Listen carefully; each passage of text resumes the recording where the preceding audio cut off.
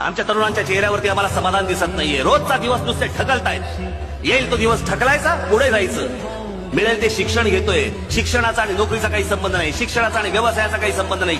मिळेल ती नोकरी पत्करायची का? आजपर्यंत आई वडिलांनी सांभाळलं, आता मला आई वडिलांना सांभाळायचं. मिळेल ती नोकरी पत्करावी लागते. त्यात समाधान असो नसो. आमच्याकडे त्या प्रकारचं शिक्षण मिळत नाही.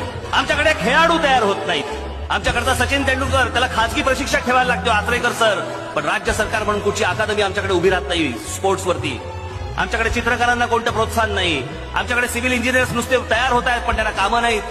गांगरलेला, कन्फ्यूज असा आमचा तरुण.